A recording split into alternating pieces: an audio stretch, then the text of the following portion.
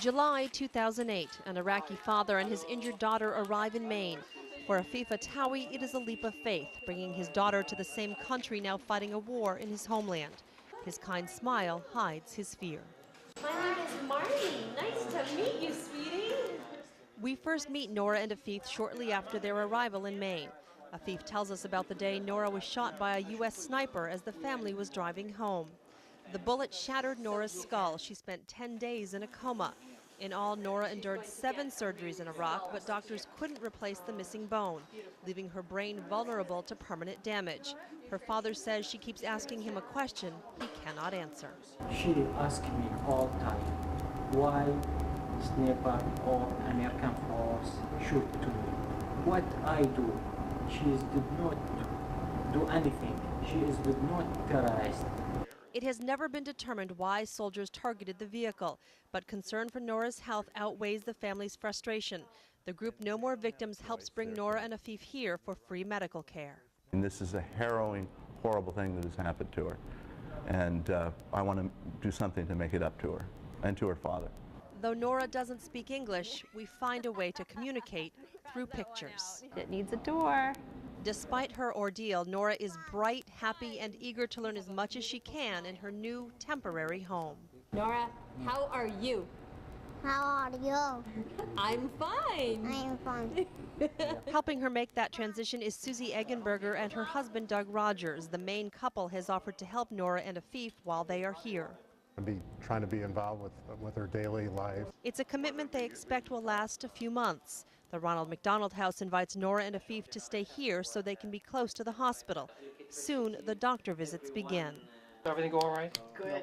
2 Maine surgeons have signed on for Noora's care. Plastic surgeon John Atwood sees a complicated case. This entire area of bone was essentially missing. The decision is made to give Noora a prosthetic skull, but she needs new, healthy skin to cover it.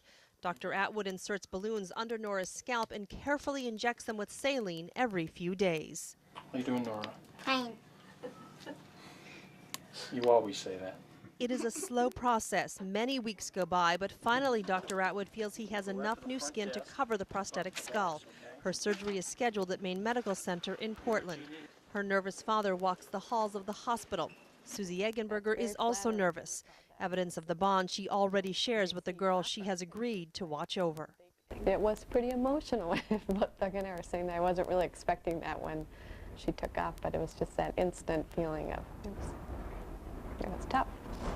The surgery goes well, but Dr. Atwood has a nagging feeling. Perhaps he didn't have enough new skin. There was a lot of tension, the skin was thin, and right from the start I was worried that this area here was going to be potentially a problem. He was right. A section of skin never healed, and instead of going back to Iraq after several months, Noora would require more surgery and more time away from home.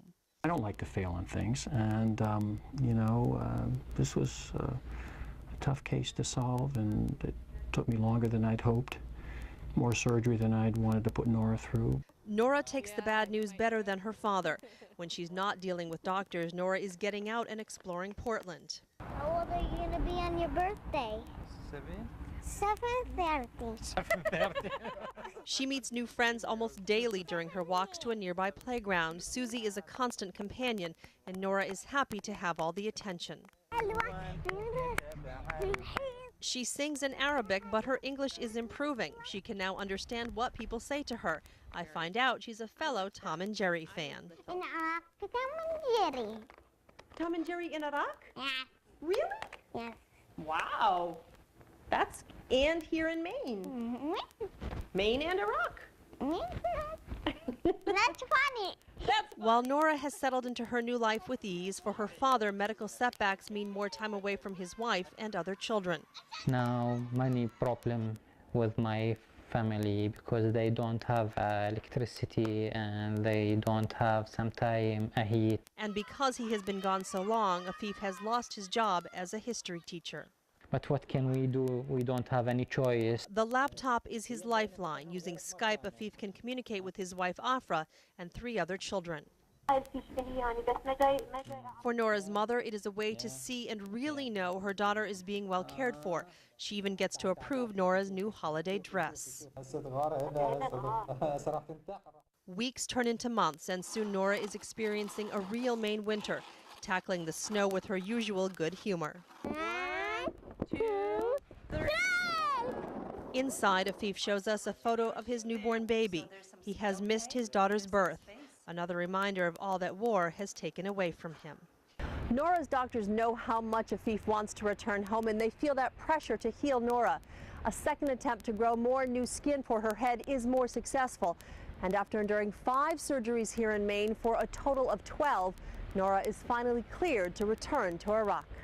At her going away party, Noora gets to have one final play date with her American friends. The Hannah Montana t-shirt and cheese doodles show how much she has embraced the culture, for better or worse. Gonna have a fashion show today? But her impact on people here is more profound.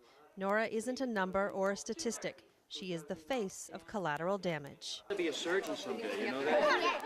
This is a tragedy that unfolded from the war. It does really make you think long and hard about battle and why we do it, and why there's probably got to be a better way to deal with these things.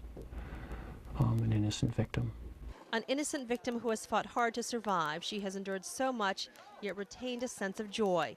In her final days in Maine, she even gets to strut her stuff on the runway at a fundraiser for the Ronald McDonald House.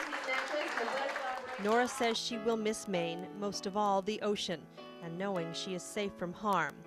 Afif is hopeful conditions will improve in Iraq, and he will be able to raise all of his children without the fear of losing them. We need peace now. It's time of peace, you see, to let the soldier come back at home and let Iraqi people live in peace. It's very necessary to live in peace. As Afif and Susie look through the scrapbook of their year in Maine, both find the moment bittersweet. When you look at that, you can tell she's really changed. She's gotten These two families, separated by culture, language, and religion, have found trust and true friendship, and are deeply grateful to have been given that chance. When I arrive here, I find surprise. All American people, very nice people. You see, when I came back, I told everybody, all my city, not just my friend, all my city, how was the people do with my daughter and with me. At the Portland Jetport, there are final hugs, final goodbyes. Noora begins the long trip back home, finally healed and happy. In Portland, Maine, Marnie McLean, NECN.